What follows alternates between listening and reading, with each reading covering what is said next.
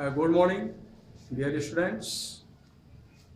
Okay, आज का हमारा टॉपिक है संधारित्र है और संधारित्र के दोनों प्लेटों के बीच परावैद्युत है, लेकिन वो परावैद्युत पूरा नहीं भरा हुआ है। परावैद्युत की एक पतली सी पट्टी दोनों प्लेटों के बीच में रखा हुआ है। इस स्थिति में संधारित्र की धारिता क्या होगी? जैसे यहाँ पर स्पष्ट लिखा है, समांतर प्लेट संधारित्र की धारिता जब आंशिक रूप से परावैद्युत हो, capacity of parallel plate capacitor partly filled with dielectric substances. तो डाइलेक्ट्रिक सबस्टेंस थोड़ा सा पार्टली है और उसके वजह से, उसके कारण ये कैपेसिटेंस क्या होगा ये हमको ज्ञात करना है। ओके, तो यहां पर हम बना रहे हैं एक कैपेसिटर। ओके, ये कैपेसिटर का पहला प्लेट हो गया, ये कैपेसिटर का दूसरा प्लेट है। ओके, इस प्लेट का नाम हमने रख दिया एक्स और इस प्लेट का नाम हमने रख दिया वाई। दूसरा प्लेट अर्थ होता है, पृथ्वी से जुड़ा होता है। ये पृथ्वी का सांकेतिक चित्र है, इस चित्र को हम पृथ्वी कहते हैं, अर्थ। ओके, इन दोनों प्लेटों के बीच में परावैद्युत डाइलेक्ट्रिक सबस्टेंस रखेंगे, लेकिन वो पूरा भरा नहीं होगा। जैसे मान लीजिए इस तरह से थोड़ी सी मोटाई होगी उसकी, ये परावैद्युत पदार्थ इसके बीच में हमने रख दिया है। बिल्कुल इस चित्र को आप समझिए, समझने का प्रयास कीजिए। ये है डाइलेक्ट्रिक और पूरा हम देख रहे हैं कि दोनों प्लेटों के बीच में पूरा नहीं भरा हुआ है, थोड़ा सा पार्टली ये भरा हुआ है, आंशिक रूप से भरा हुआ है। और इसकी अगर मोटाई देखी जाए तो इसकी मोटाई है टी। ओके, इसकी मोटाई टी है और संधारित्र के दोनों प्लेटों के बीच की दूरी अगर देखी जाए तो ये है डी। ओके, ये डी है, बीच की दूरी कंप्लीट डी है। ओके, अब आइए थोड़ा सा छोटा मैं कर दे रहा हूँ, थोड़ा छोटा कर रहा हूँ ताकि आपको अच्छा से दिखे। तो हमने कहा कि ये जो पूरी दूरी है ना, ये डी है दोनों प्लेटों के बीच की। तो यहाँ पर हम कुछ बात समझ लेते हैं। इसमें क्या होगा? इसमें तो हवा होगा या निर्वात भी मान सकते हैं, इसमें हवा भरा हुआ है। इसमें भी क्या है? हवा है, एयर। तो इसमें हवा है, वायु ना, एयर इसमें है, हवा या वायु इसको आप कहेंगे। ओके, तो अगर हम ये देखें कि दोनों प्लेटों के बीच जो परावैद्युत है डाइलेक्ट्रिक कितना है? टी। दोनों प्लेटों के बीच जो ये वायु वाला पोर्शन है ये कितना है? तो पूरे डी में से आप टी को माइनस कर दीजिए, तो डी माइनस टी। डी तो दोनों प्लेटों के बीच की दूरी है और इसमें से टी मोटाई को हमने घटा दिया, तो जो बचा वो स्थान बचा जिसमें वायु भरी हुई है। ओके, तो वायु में जो दूरी हम देखेंगे तो क्या कहलाएगा? d minus T. इस बात को आप याद रखिए कि दोनों प्लेटों के बीच की दूरी d है और ये डाइलेक्ट्रिक की मोटाई t है और हवा जो है, जितने दूरी में हवा है वो है d माइनस टी। इस बात को आप याद रखेंगे। अब आइए हम शुरू करते हैं। हम पल भर के लिए यह मान लें कि दोनों प्लेटों के बीच केवल हवा है, केवल हवा है, तो विद्युत क्षेत्र क्या होगा? उसको E0 कहेंगे। तो अब हम यहां से लिखना भी प्रारंभ करते हैं। ओके, तो प्लेटों के बीच वायु में विद्युत क्षेत्र की तीव्रता, तो वायु में वैद्युत क्षेत्र की तीव्रता तीव्रता, इसको हम E0 से डिनोट करेंगे। E0 मतलब intensity of electric field in air is equal to, क्या हमने फार्मूला पढ़ा, Q एप्सिलॉन 0 A, यही फार्मूला हमने पढ़ा है कि जो ये हवा है ना, इस हवा में जो विद्युत क्षेत्र है, ये जो आप हवा देख रहे हैं, इसमें जो विद्युत क्षेत्र है उसका वैल्यू यहाँ से निकाला जा सकता है Q upon epsilon 0 A। Q क्या है, हम जानते हैं कि इस पर पॉजिटिव आवेश इस है और यहाँ पर निगेटिव आवेश है, ठीक है। तो यहाँ पर प्लस Q आवेश इस पर रखा गया है और इस पर माइनस Q आवेश है, ऐसा मान लीजिए। तो वही चार्ज है यहाँ पर Q, और दोनों पर चार्ज अपोजिट नेचर के तो होते हैं, लेकिन दोनों के मैग्नीट्यूड सेम होते हैं। अब हम देखेंगे यहाँ पर कि अगर ये पारावैद्युत है, मान लीजिए पूरा पारावैद्युत भरा होता, पूरा भरा होता पारावैद्युत, तो पारावैद्युत में इलेक्ट्रिक फील्ड क्या होता, तो पारावैद्युत में विद्युत क्षेत्र,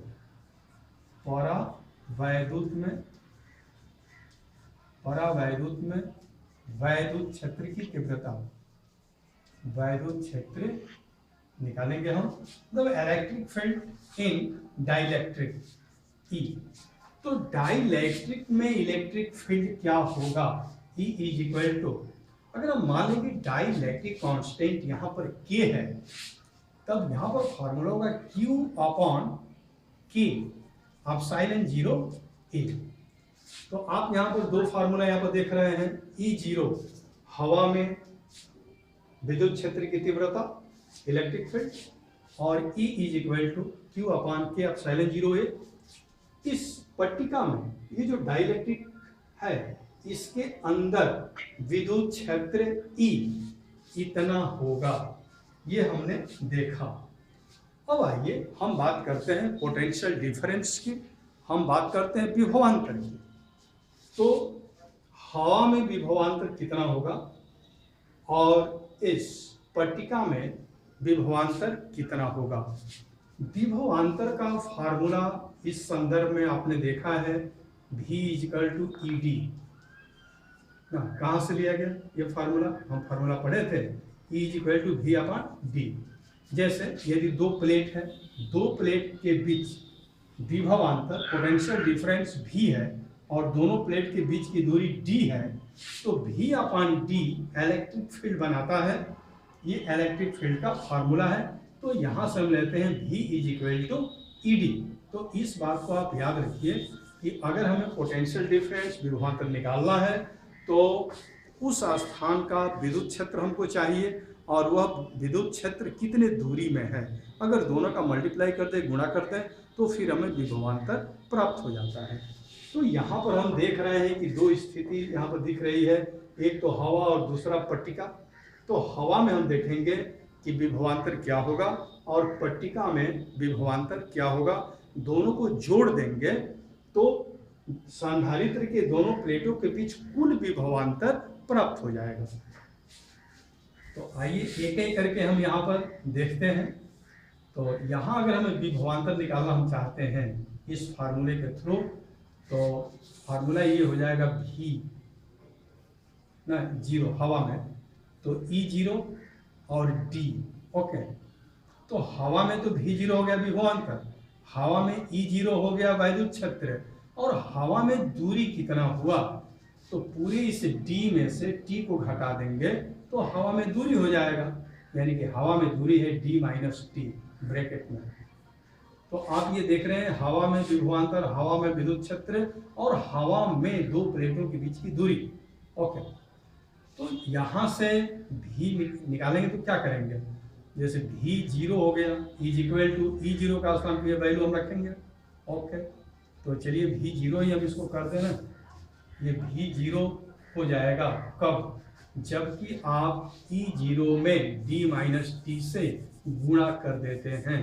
तो यहाँ पर हमने गुणा कर दिया D माइनस T, तो ये हो गया V0। ओके, अब हम निकालेंगे कि पट्टिका के अंदर विभवांतर क्या है। तो वो भी फार्मूला V = ED ही होगा। तो E के स्थान पर ये वैल्यू आ जाएगा और D के स्थान पर पट्टिका की दूरी हो गया, पट्टिका की मोटाई हो गया। तो पट्टिका की मोटाई है स्मॉल t। तो अगर हम इसमें स्मॉल t से गुणा कर दें E में, तो फिर यही निकल जाता है पट्टिका के दोनों सतहों के बीच विभवांतर, अगर यहाँ पर t से हम गुणा कर देते हैं। ओके, अब यदि हम यह निकालने का प्रयास करें कि सांधारित्र के दोनों प्लेटों के बीच कुल विभवांतर क्या प्राप्त हुआ, तो वो हो जाएगा V = V0 + V। V0 के स्थान पर यही वैल्यू हमको लिखना है। ओके, ये V0 के स्थान पर हो जाएगा और V के स्थान पर इस वैल्यू को रखना है।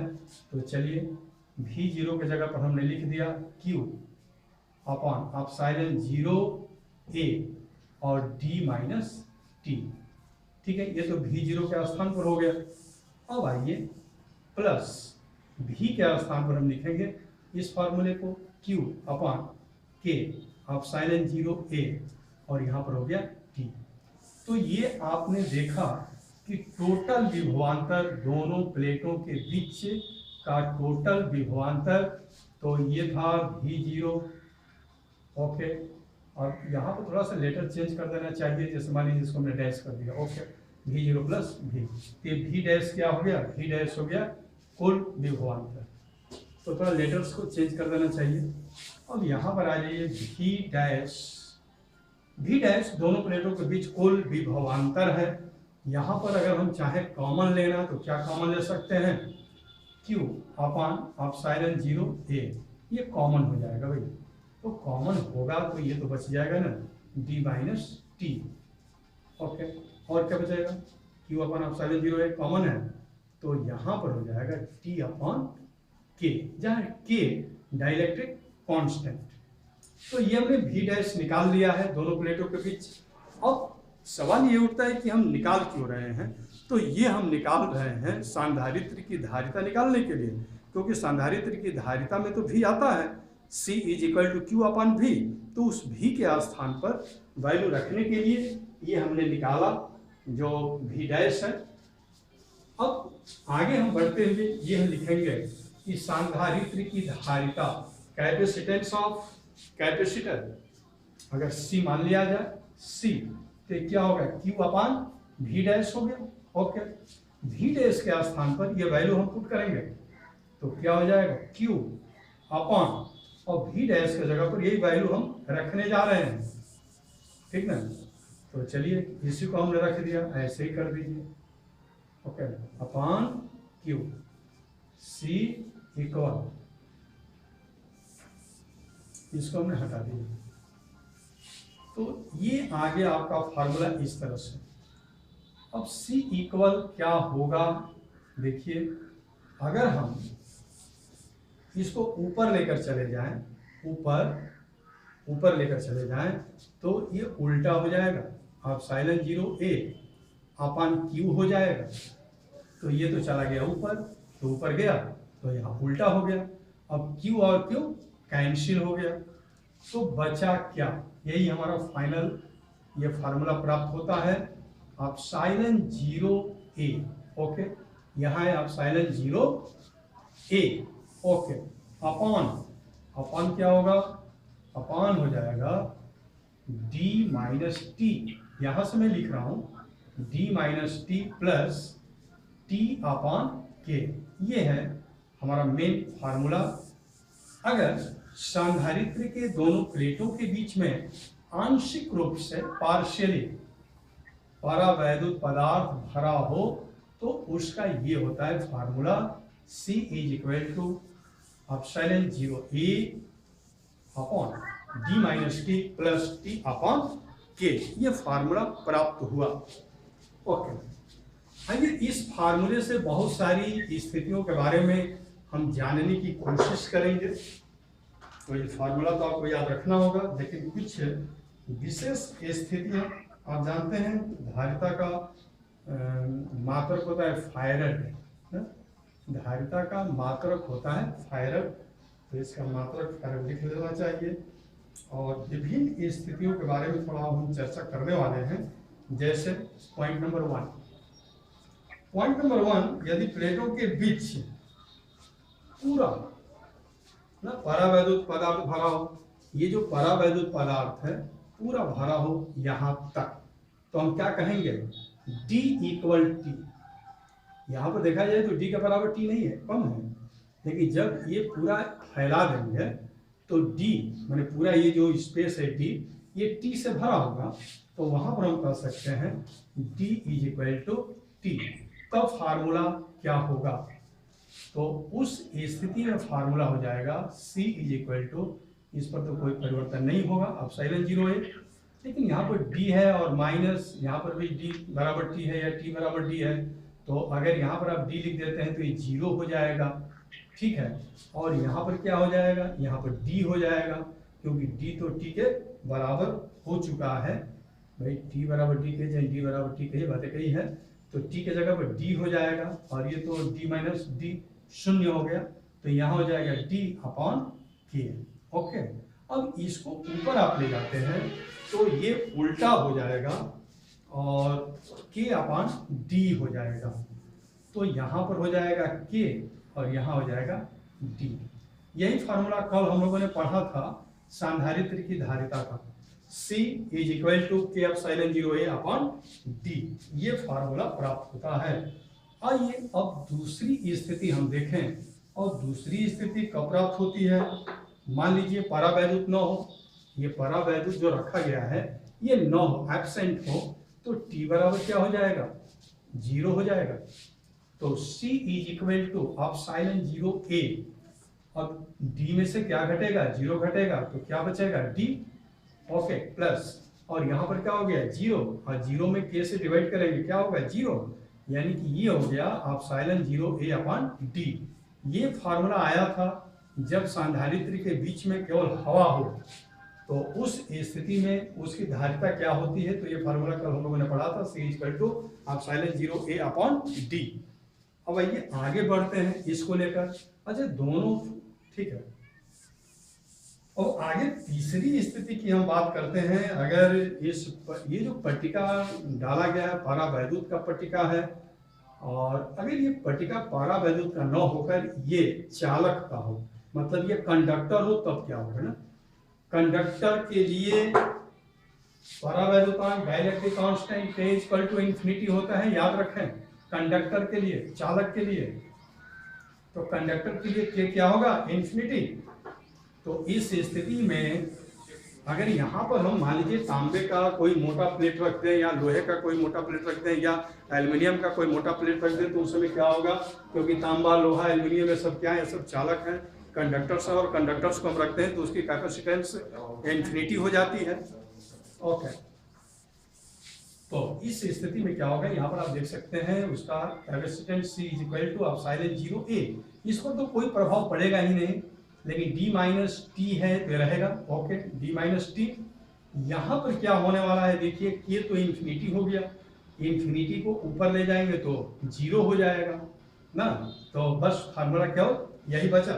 और चौथे पोजीशन की तरफ अब हम बढ़ रहे हैं। ऐसी भी कंडीशन हो सकती है कि इस तरह के डाइलेक्ट्रिक यस बहुत सारे भरे हुए हों, जैसे मान लीजिए ये एक डाइलेक्ट्रिक हो गया ना, इसका K1 है कांस्टेंट, और इसकी मोटाई T1 हो गई। फिर एक और भरा हुआ है, ये K2 है, लेकिन इसकी मोटाई T2 है। एक और भरा हुआ है, ये K3 है भाई, K3, और इसकी मोटाई T3 है।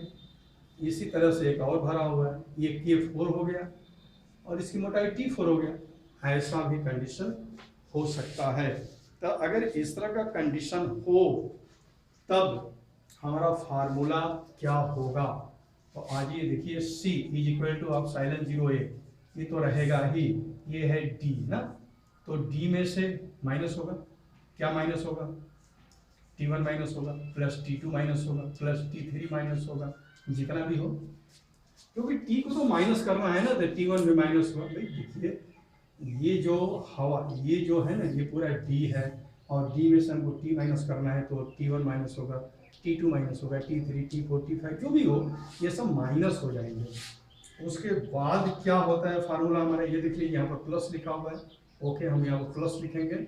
और यहाँ क्या होगा, T अपान के है, तो T1 अपान K1 प्लस T2 अपान K2 प्लस T3 अपान K3, ऐसे जितना भी होगा ये हो सकता है।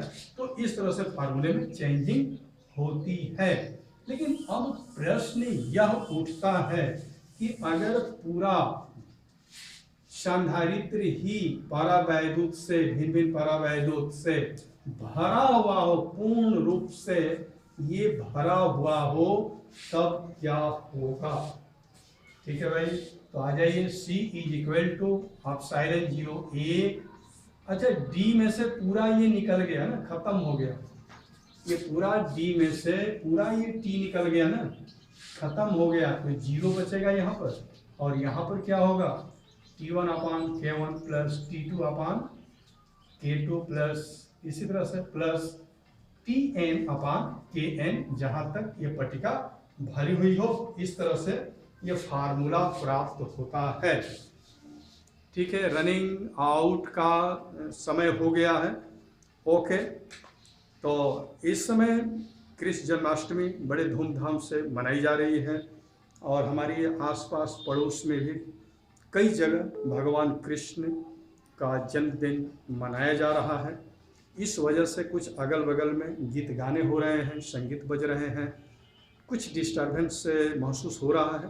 लेकिन महाप्रभु श्री कृष्ण का जन्मदिन है, तो इसमें सबको खुशी मनाना ही चाहिए और उस खुशी में हम लोग को भी शामिल होना चाहिए। तो आज की पढ़ाई यहीं तक। बहुत बहुत धन्यवाद।